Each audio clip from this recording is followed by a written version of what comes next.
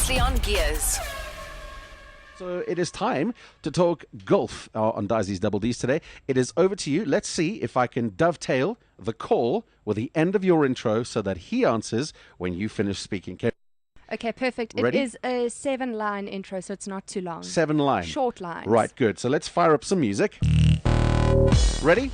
Yes. Okay, go.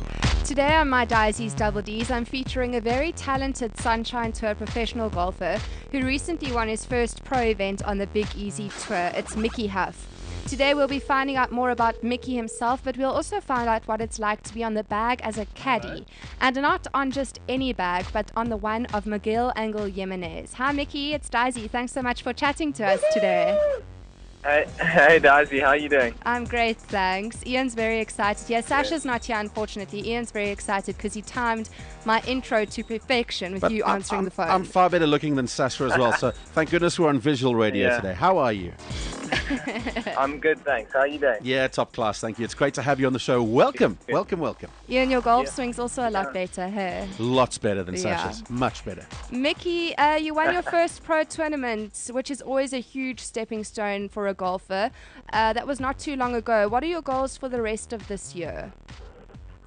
Disi, yeah, I mean, I just kind of got to keep doing what I'm doing, and the thing out here, you need to be exempt on the Sunshine Tour to make it worth your while, you know. So Yeah. that's kind of my goal for the rest of the year, is to get exempt on the main tour, and then go from there. Yeah, it makes life a lot easier if you're into those co-sanction events and you aren't trying to pre-queue, because that's where you're making the big money on the Sunshine Tour, I suppose.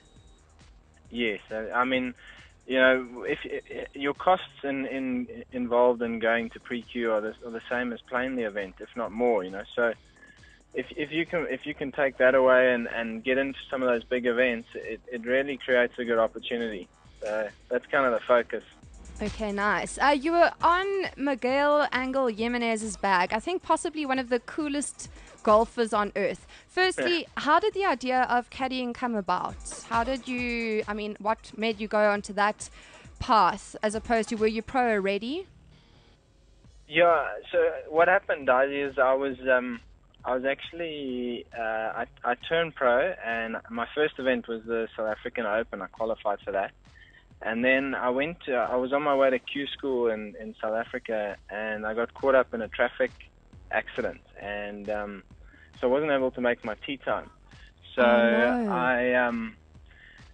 so anyway, I had to go and play in Europe. So I went and played on the Euro Pro Tour, but I didn't really have the money to do it. So that lasted about a year, and then I was completely bankrupt. So I decided to look at another option, you know, something to give myself, you know, firstly to learn. I mean, I learned so much from Miguel, so it was almost like an apprenticeship. And then the other thing, you know, it's fairly financially viable if you get a good bag, you know. So it gave me an opportunity to chase my own dreams and follow my career. How did you end up getting Jimenez's bag? Because, I mean, it must be in demand. I'm sure there are loads of caddies out there who would love to caddy for him. How did your path cross with his and you end up caddying for him? Yeah, it was quite interesting what happened out there. Somehow I was landed up with all the Spanish guys. I think maybe the laid back, you know, being pretty laid back coming from Zim, combined with the fiery Spanish, was a good combination.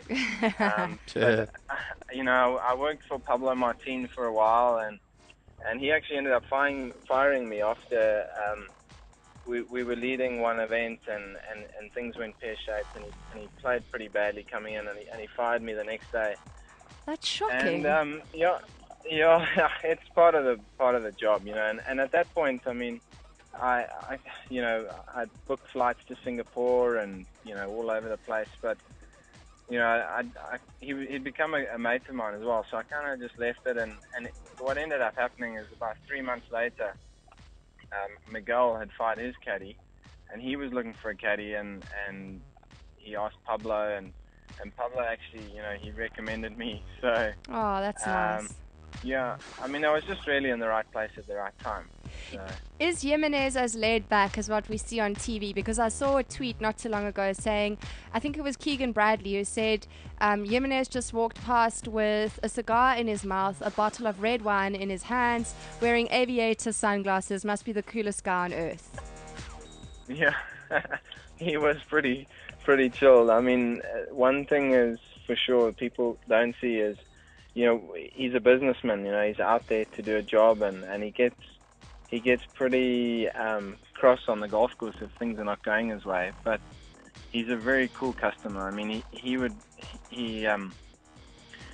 were leading a tournament in Switzerland one year, and with third round, he finishes the round, and he's walking back to his hotel room, and there's all these people gathered around, and he says, I'm just gonna go and chat to some of these guys. And he comes in and he's cutting everyone a slice of the Spanish ham, and doing the whole trick with the port, and and then he spends half an hour hanging out with just like random spectators, and I mean he's so cool like that. I mean he's always up for anything. I mean, that's awesome. I remember one of the guys saying to me about how he's because Miguel had said he wants to get fit, and so anyway he gets dressed up in his tracksuit and puts his running shoes on, and he goes out for a run. And this friend of mine said he saw him running with a cigar in his mouth.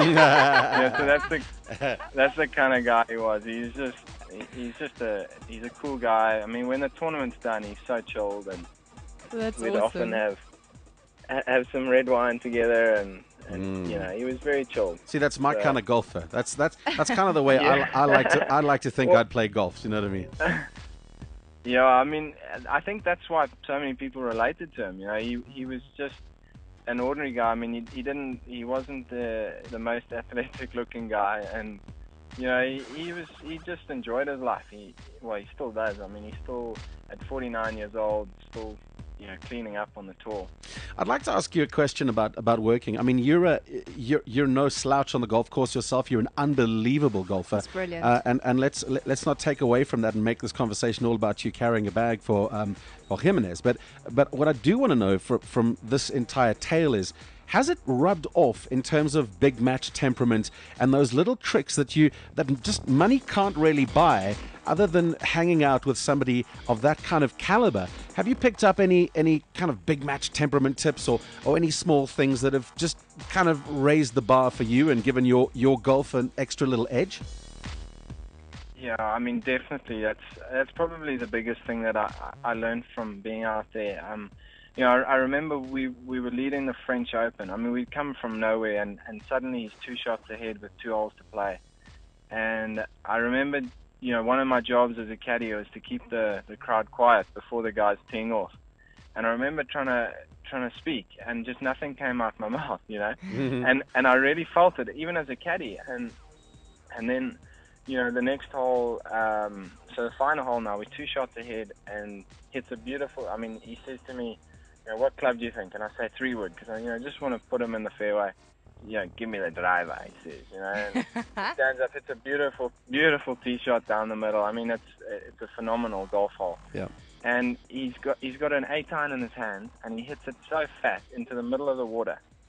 And I just couldn't believe it. This is a guy who's won 18 times on the tour. He's done it all. He's played Ryder Cups, high pressure situations, and he says to me when we're walking over the bridge, he says, I feel like my heart's about to jump through my chest. And so what it made me realize there is that actually everyone goes through the same motions. Everyone, it doesn't matter whether you're playing a big easy event or you're playing the Masters. You're still going to go through that. So it really made me realize that it's just the way you deal with it. It's the way you handle it. And I actually thought about that day a lot. When I won my first event, I just kept thinking about how you just got to hang in there, just keep going, keep doing what you're doing. And yeah, I mean, I definitely got a lot out of that experience. And do you not find that also being on Jimenez's bag and watching the top guys in the world play, you realize that you are good enough to be there? And it's just a matter of something small that needs to happen, and you can end up being one of the top golfers in the world. Because I mean, you guys are all so brilliant.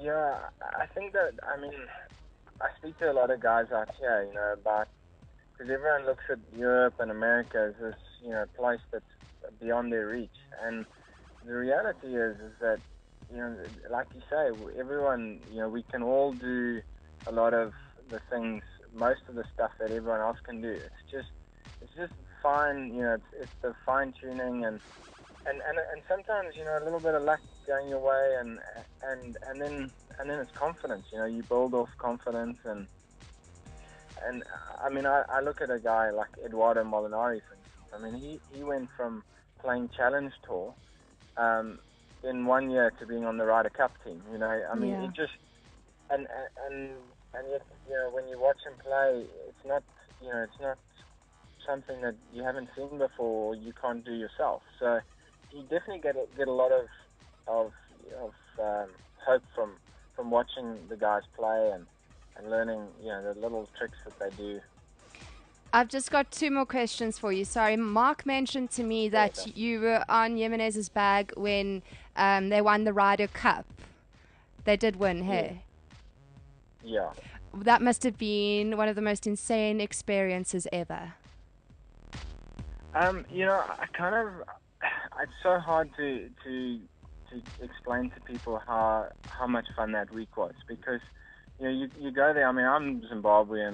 You know, I was born in Zim, and so I don't really have any ties to Europe or to America. And, you know, I kind of got there, and you arrive, and you go into this hotel, and your bed is just covered with kit, you know, for your team kit. And so it kind of starts there, and then you go in, you know, and you have this. They play this like motivational video of all the wins that Europe's had, and you really start feeling like you're part of the team. And then, you know, you're sitting there with all these top guys, you know, top players in the world, in the change rooms with them, chatting to them, having breakfast, you know, and then you go out there, and I promise you, walking onto that first tee, you've got 50,000 people just screaming for you. You know, you've got this massive support structure, like the support there. Yeah, it was very cool. I mean, Miguel, you know, he played pretty well. We played against Tiger and Stricker in the foursomes. Unfortunately, you know, they gave us a bit of a hiding, but, you know, it was just a sensational experience. And then, you know, we played against Bubba Watson and we beat him, and we played against him again in the four ball, and we beat them there. So, you know, you come off the course after winning this event, and you've got pretty much the whole of the world outside of America going for you. Yeah, that's and then true. Just fans, you know. I mean, it's just you never get that, you know, just in a normal event, because as popular as like Miguel was, I mean, you're not going to draw 50,000 people out to come and watch you play, you know. No. And then just finishing off, you've got lots of big events coming up towards the end of the year. You've had some time off now. Are you keen to get back on the course, or was it quite nice having a bit of a break? Yeah, Disi, it's been, you know, we did quite a long stretch early on this year, and it's nice to have a break. I've just been in Australia, and I was in Bali for a wedding, and so that was nice. And then I've kind of got another 10 days of preparation, and then, you know, we start up again. And I'm very excited to get back out there and competing, but it's definitely nice to have a break. Awesome. Well, I'll see you at Euphoria, because Sasha and I are actually playing in that Vodacom Origins event. It's going to be fun. Oh, brilliant. That'll be cool. I want to just add one more thing. Sorry. No, carry on. Sarah Springers just sent me a tweet to say she met you at the wedding in Bali, and you're such an awesome guy. Yeah, Small it was very world. cool getting to meet her, and yeah, she's a lovely person as well. So. Awesome. Thanks so much for chatting to us, Micky. All right, guys. Great to chat, eh? Okay, have a great day. Yeah. Bye. At the next intersection, turn on Gears with Sasha Martinengo. weekdays from 12 to 2 p.m. Central African Time.